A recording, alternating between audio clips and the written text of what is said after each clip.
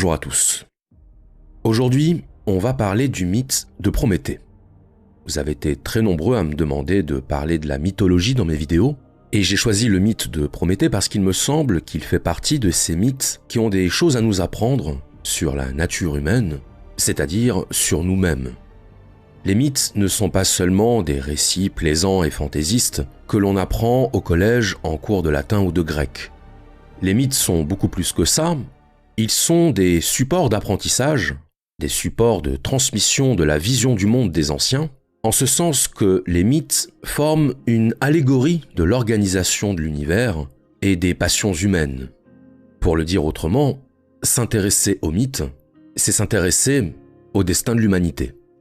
Et si j'ai choisi le mythe de Prométhée aujourd'hui, c'est parce qu'il nous donne matière à penser sur la nature d'un des attributs humains par excellence, à savoir la connaissance. Alors il existe plusieurs versions du mythe de Prométhée, des versions qui remontent toutes à l'Antiquité. Il y a d'abord la version d'Hésiode, puis la version d'Échille, et enfin la version de Platon. Dans cette vidéo, nous n'allons pas traiter séparément chacune de ces versions, nous allons en faire une synthèse pour en extraire les éléments essentiels, et pour tenter de proposer une interprétation sur ce que le mythe de Prométhée nous apprend sur la nature de l'homme. Donc qui était Prométhée ? Prométhée, c'est celui qui a volé le feu sacré aux dieux de l'Olympe. Prométhée, c'est le transmetteur du feu, le transmetteur étant celui qui prend pour donner. Le transmetteur ne prend pas pour lui-même, il prend pour le bénéfice des autres. Un petit peu comme Robin des Bois, qui volait l'argent des riches pour le donner aux pauvres, sachant que le nom Robin vient de l'anglais to rob, qui signifie voler, et qu'on retrouve d'ailleurs dans le verbe français dérober. Donc Prométhée a dérobé le feu sacré aux dieux, et ce faisant, il a provoqué la colère du dieu des dieux, la colère de Zeus, qui a condamné Prométhée à un châtiment extrêmement sévère, celui d'être attaché sur le mont Caucase et à se faire dévorer le foie par un aigle tous les jours, le foie de Prométhée repoussant pendant la nuit. On retrouve beaucoup cette idée dans les châtiments des dieux antiques, cette idée de répétition cyclique, cette idée de perpétuité. Autant dire que, pour les dieux, il n'y a pas de rachat possible, il n'y a pas de rédemption possible. Et donc il faudra qu'on s'interroge sur la nature du crime de Prométhée. Qu'a-t-il fait de si condamnable pour mériter un tel châtiment ? Alors pour le comprendre, on va faire un bref retour en arrière. En des temps immémoriaux, les dieux s'ennuient dans l'Olympe. Ils imaginent donc un moyen de se distraire. Ce sera la création des êtres vivants. Donc on parle d'une époque où les êtres vivants, les créatures terrestres n'existent pas encore, et les dieux pensent que créer des êtres vivants va leur permettre de sortir de leur ennui. Ça va leur offrir un spectacle. Donc Zeus valide l'idée de créer des êtres vivants, et le seul problème c'est que les dieux n'ont pas envie de s'en occuper. Trop occupés à manger de l'ambroisie et à se délecter de leur nectar, ils décident de confier ce travail à deux titans, deux frères, Prométhée et Épiméthée.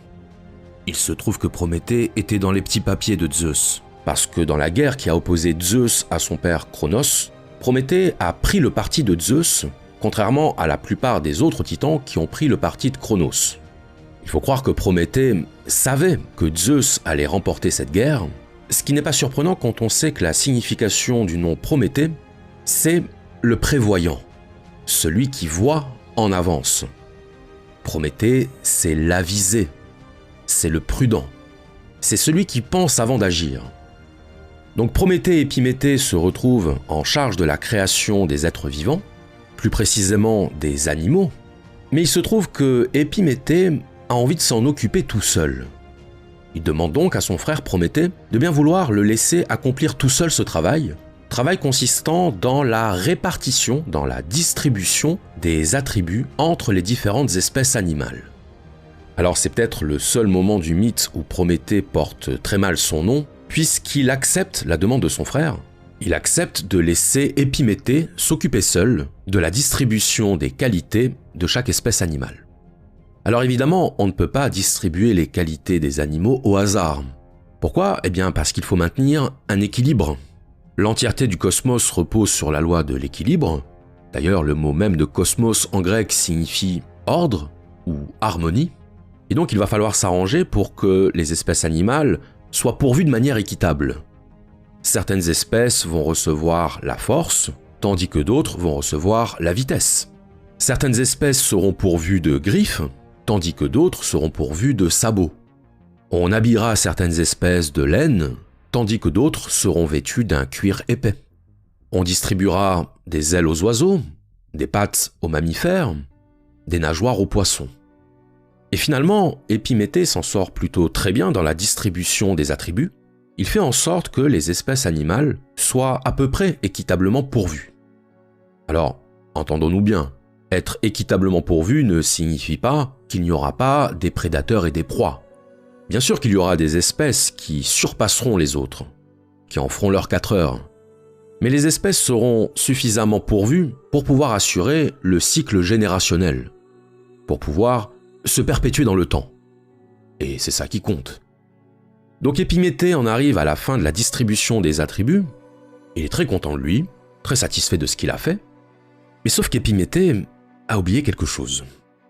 Quelque chose d'extrêmement important. Car dans son empressement, Épiméthée a totalement oublié de s'occuper de l'homme. Il a totalement oublié de doter l'être humain de ses attributs. Et le problème, c'est qu'il ne reste plus aucun attribut à donner à l'homme. Toutes les qualités ont été distribuées. Plus aucun attribut n'est disponible. Donc l'homme se retrouve nu. Et se retrouvant nu, il se retrouve du même coup vulnérable, à la merci des autres animaux. N'étant doté d'aucune qualité, l'être humain va se retrouver dans l'incapacité de survivre. Il va se retrouver dans l'incapacité de se défendre contre les autres espèces animales. L'être humain est littéralement mort-né. Épiméthée, ça signifie celui qui réfléchit après coup. Épiméthée, c'est l'imprévoyant. Alors comment Épiméthée allait-il se sortir de cette sale affaire ? Eh bien c'est son frère Prométhée qui va venir à sa rescousse et qui va tenter de réparer les bêtises de son frère.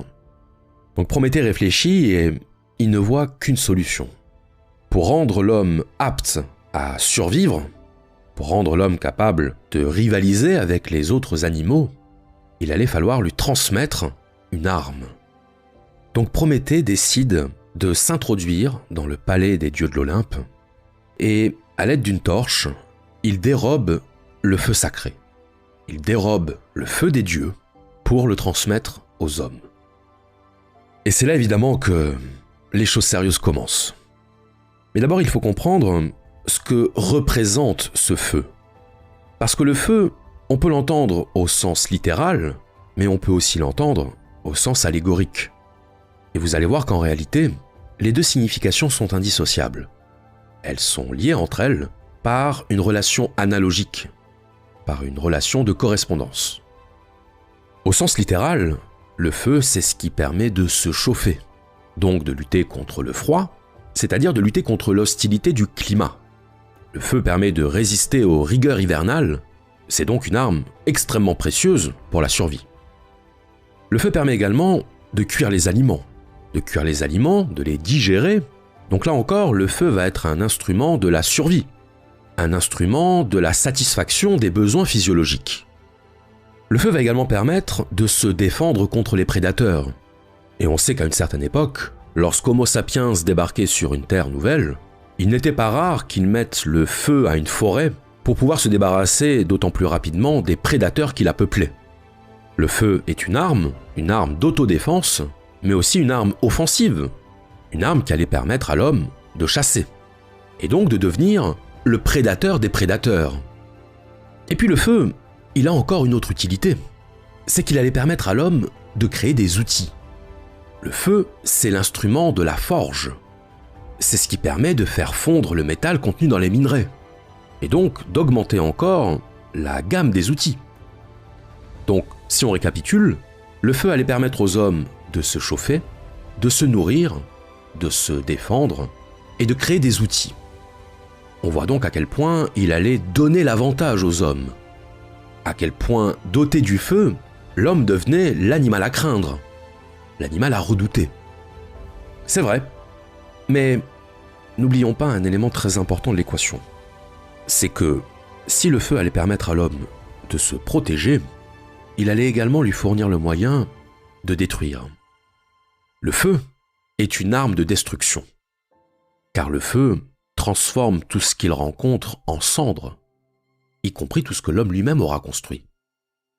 Autrement dit, en transmettant le feu aux hommes, Prométhée leur a transmis à la fois le moyen de survivre, et même le moyen de dominer, mais aussi le moyen de détruire et de s'auto-détruire. Le feu est donc tout autant lié à la survie qu'à la mort.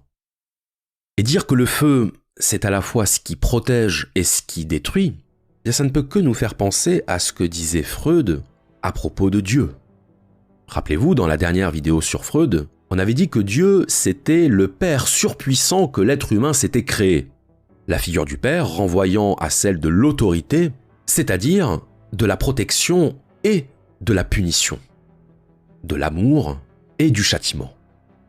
Et qu'est-ce qui permet de tenir ensemble ces deux pôles, le pôle protecteur et le pôle destructeur? Eh bien, c'est la justice. Si le symbole de la justice est une balance, c'est aussi pour représenter le nécessaire équilibre entre le crime et le châtiment.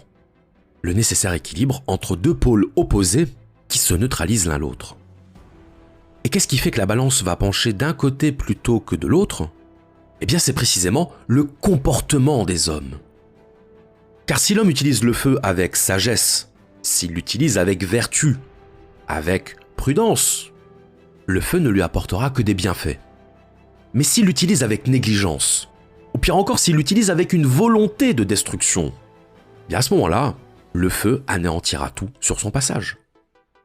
Les effets d'une arme dépendent d'abord du comportement de celui qui l'utilise. L'outil n'est pas responsable de ce qu'on lui fait commettre. L'outil ne possède pas d'autonomie. Ses effets se confondent avec l'usage qu'on en fait. Et si on allume un feu dans une forêt et que la forêt se trouve ravagée par ce feu, la faute n'en incombera pas au feu. La faute incombera à celui qui aura fait preuve de négligence. Le feu n'est pas assignable en justice, mais l'incendiaire est assignable en justice. C'est la volonté qui guide l'outil qui est responsable des effets de l'outil. Et plus l'outil est dangereux, plus l'outil possède un haut potentiel de destruction, et plus il est nécessaire qu'il s'accompagne d'un usage sage. Plus il est nécessaire qu'il s'accompagne d'un sens de la responsabilité. Et là, certains d'entre vous auront peut-être remarqué que tout ce que je viens de dire, tout ce laïus sur les effets protecteurs et destructeurs du feu, eh bien on peut l'appliquer point par point à la signification allégorique du feu. La signification allégorique du feu étant la connaissance. En transmettant le feu aux hommes, Prométhée leur a également transmis la connaissance. Alors il se trouve que ce que je suis en train de vous dire là ne relève pas d'une interprétation personnelle ou d'une spéculation. C'est le mythe lui-même qui indique qu'en même temps que Prométhée a dérobé le feu sacré aux dieux, il a également dérobé la connaissance et les arts à la déesse Athéna. Et on rappellera que les arts, originellement, ça signifie la maîtrise technique. Dans ce contexte, les arts ne doivent pas être confondus avec les beaux-arts. Les beaux-arts relevant de l'esthétique, tandis que les arts tout court relèvent de la technique. Autrement dit, de la même façon que le feu allait permettre aux hommes d'asseoir leur supériorité sur le règne animal et de maîtriser la nature, de s'émanciper de ses contraintes, et bien de la même façon, la connaissance, c'est-à-dire la science et la technique, allait permettre aux hommes de devenir, selon l'expression de Descartes, comme maîtres et possesseurs de la nature. La connaissance, c'est ce qui permet de maîtriser son environnement en le comprenant. C'est ce qui permet d'étudier les phénomènes et de pouvoir s'y adapter. Les connaissances astronomiques, par exemple, permettent de comprendre et d'anticiper certains phénomènes. Par exemple, le passage d'une météorite, les phénomènes météorologiques, ou tout simplement le cycle des saisons. Les connaissances en physique, en chimie, en biologie, ont permis l'invention de la médecine. La connaissance, c'est ce qui a permis à l'être humain de se hisser au-dessus du règne animal. Et à quoi l'espèce humaine doit-elle sa domination sur les autres espèces? Elle la doit à la connaissance. Elle la doit à cette faculté particulière qui permet de comprendre le monde pour pouvoir s'y adapter, cette faculté étant la connaissance. Sans la connaissance, jamais nous n'aurions pu étendre notre règne sur Terre. Jamais nous n'aurions pu prétendre à remplacer Dieu.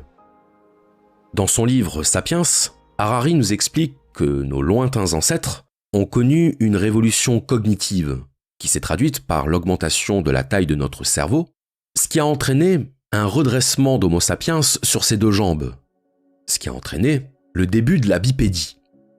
Or, dans les faits, la bipédie a permis la libération des mains de la fonction de locomotion. Si vous préférez, le fait de se tenir sur ses deux jambes a fait que nos mains ont pu servir à autre chose. Or, il se trouve que la main, c'est notre premier outil.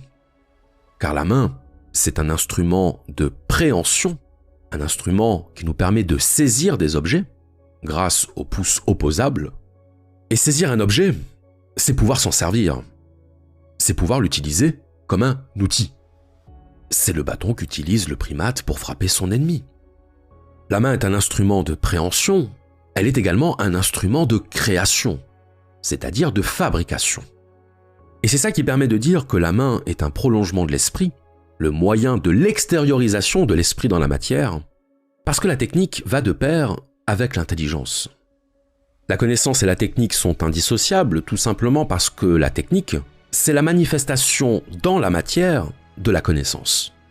C'est le prolongement de l'esprit hors du corps. La technique, c'est le moyen de la concrétisation de l'idée. Créer un outil, ça suppose d'avoir en vue le résultat de notre fabrication. Créer un outil, c'est être capable de se représenter par avance la finalité du processus qu'on est en train d'accomplir. Ça signifie que l'objet créé existe en tant que représentation de la conscience avant d'exister à l'extérieur de la conscience, avant d'exister en tant que réalité matérielle. C'est ce qui faisait dire à Marx que le plus mauvais des architectes serait toujours supérieur à la plus experte des abeilles.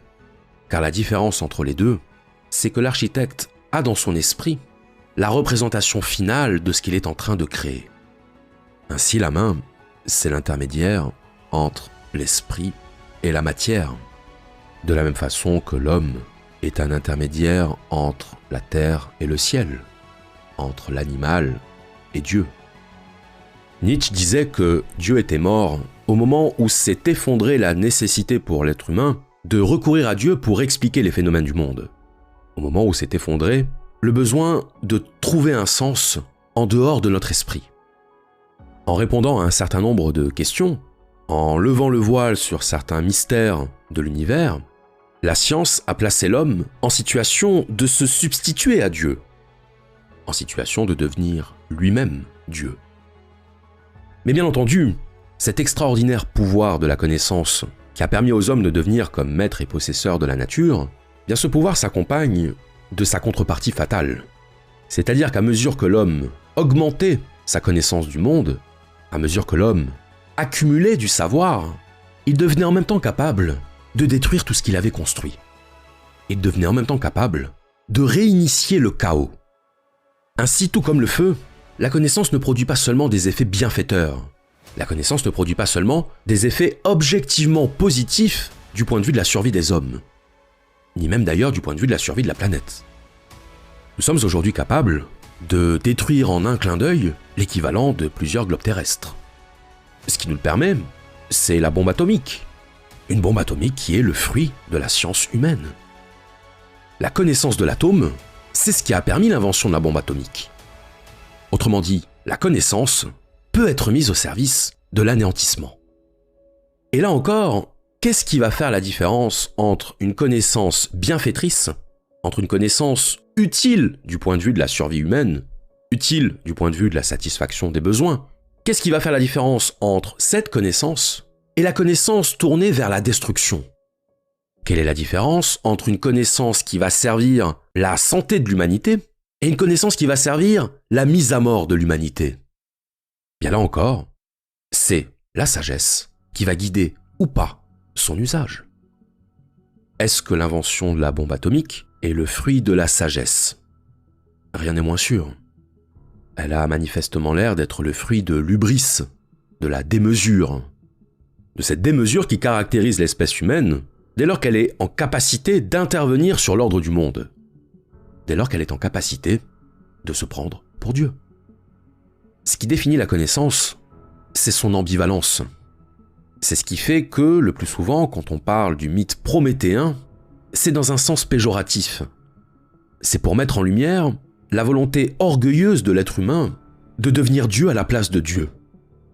Le mythe prométhéen annonçant généralement la ruine et la catastrophe, la destruction par l'hubris. Science sans conscience n'est que ruine de l'âme, disait Rabelais. Connaissance sans vertu mènera l'homme à sa perte. Le feu ne serait ainsi pas seulement le symbole de la connaissance, il serait en même temps le symbole de l'orgueil qui guide bien souvent notre usage de la connaissance. Le feu est-il peut-être en même temps la flamme incandescente du désir qui nous brûle d'imposer notre règne, quitte à tout détruire. J'aimerais vous faire remarquer quelque chose d'assez amusant, à savoir que le feu, c'est le seul des 4 éléments qui se propage vers le haut. Le feu décrit un mouvement d'élévation. D'ailleurs, lors d'un incendie, on dit bien que les flammes s'élèvent. Autrement dit, sous cette grille de lecture, le feu est bel et bien l'élément divin, puisqu'il est l'élément qui s'élève vers le ciel. L'élément terre indique la pesanteur, l'élément le plus bas. L'eau est également un élément qui décrit un mouvement vers le bas. L'eau coule, et à la différence de la terre, elle se répand dans les moindres recoins.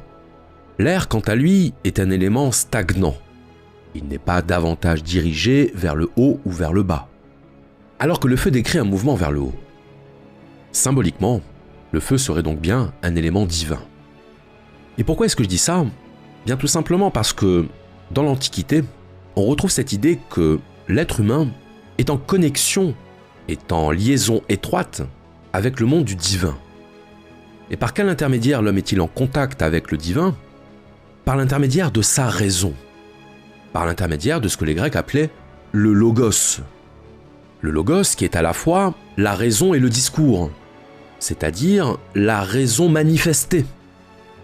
C'est l'idée du verbe créateur. Or, on a coutume de symboliser la raison par la lumière que produit le feu. Les philosophes des Lumières se sont autodésignés ainsi parce qu'ils prétendaient lutter contre l'obscurantisme de l'ignorance. Pour eux, les Lumières, c'était la connaissance. La connaissance par la raison. Lorsqu'on représente Archimède au fond de sa baignoire, qui comprend tout à coup le principe de la poussée, on le représente avec une petite ampoule qui s'éclaire, et cette célèbre phrase « Eureka », la lumière venant ici représenter la compréhension, l'éclairage de la raison. Au sens littéral, la lumière est bel et bien ce qui permet de voir, et de voir loin, de prévoir. On retrouve d'ailleurs la racine latine « lux » dans les mots « lucide », lucide signifiant « clairvoyant ».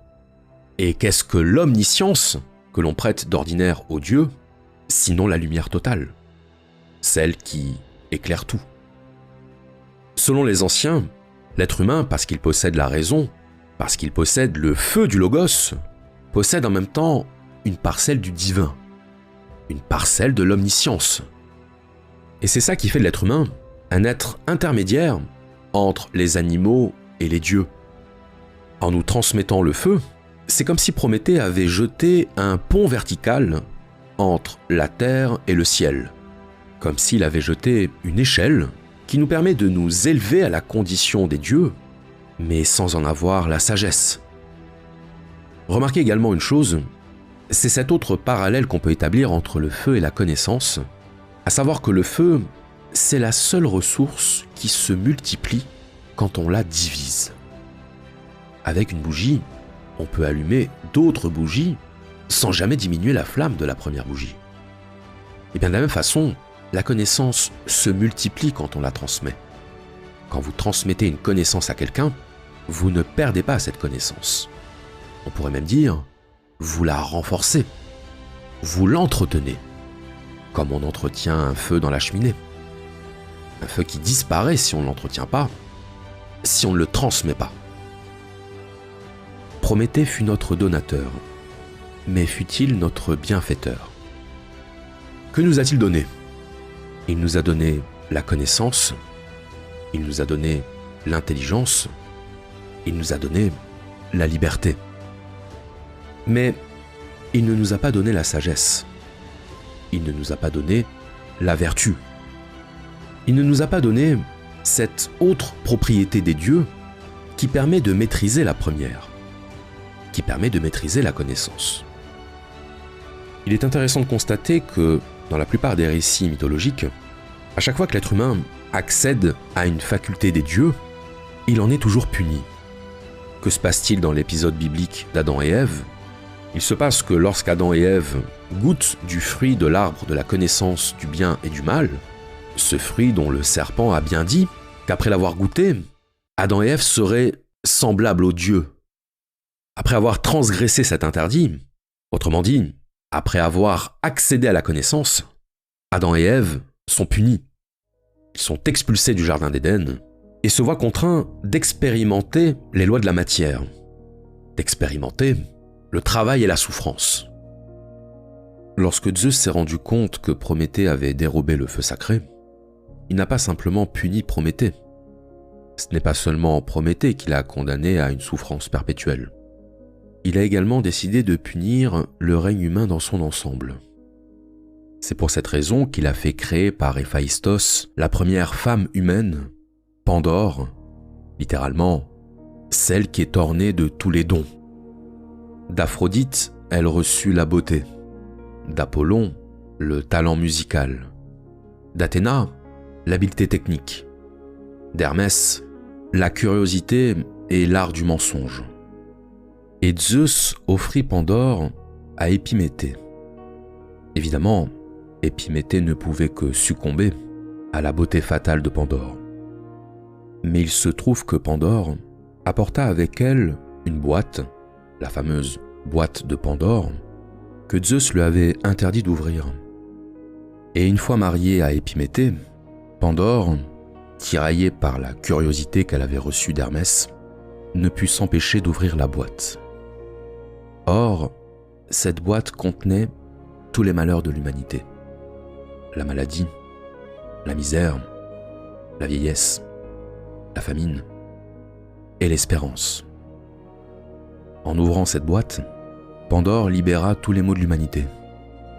Lorsqu'elle voulut refermer la boîte, elle comprit qu'il était déjà trop tard. La seule chose qui resta au fond de la boîte de Pandore, c'est l'espérance.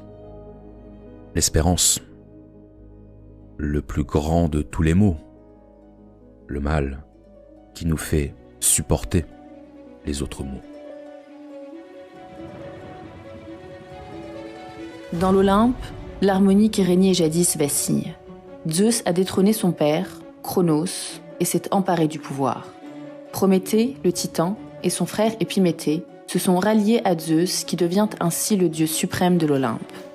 Un matin, fomentant un projet cher à son cœur, Zeus convoque les deux frères et leur dit « Je vous ordonne de créer la vie sur terre, les hommes et les animaux, et de leur octroyer les dons et qualités dont ils auront besoin pour vivre. » Et il ajouta « À toi, Prométhée, je te confie la charge de donner le souffle de la vie à chaque être, et à toi, Épiméthée, de les armer pour se défendre. » Épiméthée demande à son frère de le laisser seul créer les êtres vivants.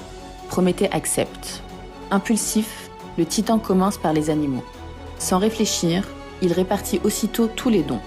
La force, la rapidité, le courage et la ruse, les plumes et poils pour se protéger du froid. Puis, quand vient enfin le tour des hommes, il ne reste plus rien. Épiméthée, dont le nom signifie qui réfléchit trop tard, se trouve démuni. Ne sachant pas comment réparer son erreur, il appelle son frère à l'aide. Prométhée voit les animaux, féroces, puis se tourne vers les hommes. Ils sont nus, sans armes, sans aucune protection. Il comprend qu'ils n'auront aucune chance de survivre dans ce monde sauvage. Plus sage et avisé que son frère, Prométhée le prévoyant réfléchit et dit « Nous allons mettre les hommes debout, à l'image des dieux. Et surtout, nous allons leur donner ce qui le rendra supérieur aux animaux, la connaissance. je leur transmettrai mon savoir, reçu d'Athéna, déesse de la sagesse. Avec de l'eau et de la terre, Prométhée façonne le corps des hommes. Athéna lui a enseigné la métallurgie, les arts et les techniques agricoles. Prométhée leur transmet ses connaissances. Il ne reste plus que le feu, nécessaire pour sauver l'humanité. Avec, les hommes pourront fabriquer des outils, construire un habitat, chasser, élever des animaux, cuire, se vêtir, se réchauffer. Avec le feu, les hommes pourront soumettre la nature hostile et survivre. Mais le feu n'existe alors qu'en un seul endroit, l'Olympe où vivent les dieux. Il faudra le leur voler. Prométhée prie Athéna de le faire entrer secrètement. Elle accepte. Une fois sur place, il dérobe un tison de feu sacré qu'il dissimule dans une tige de roseau. Puis, il l'offre aux hommes. Voici le feu, prenez-en soin. Il sera votre meilleure protection. Mais bientôt, Zeus s'aperçoit du vol de Prométhée et sa colère est sans limite. Élaborant sa vengeance, il ordonne la création de Pandore, première femme mortelle sur Terre, et offre sa main à Épiméthée. Celle-ci apporte avec elle une boîte qui, une fois ouverte, libère tous les maux de l'humanité. Le châtiment réservé à Prométhée est tout aussi cruel. Prométhée, comment as-tu osé bafouer l'interdit ? Tu as volé le feu sacré des dieux. Tu as cru être mon égal, mais tu n'es qu'un titan. Ton châtiment sera à la hauteur de ton crime. D'une voix blanche et froide, il ordonne. Héphaïstos, dieu du feu, emmène Prométhée dans les montagnes du Caucase et enchaîne-le à un rocher. Qu'un aigle vienne lui dévorer le foie et que ce châtiment se répète pour l'éternité. Soumis au supplice de Zeus, Prométhée est condamné à rester enchaîné au rocher. Chaque jour, d'un battement d'ailes, l'aigle vient et fond sur sa proie pour se rassasier de son foie. Et chaque nuit, dans l'obscurité immobile, l'organe se régénère. Mais le rapace revient toujours au petit matin pour son effroyable festin.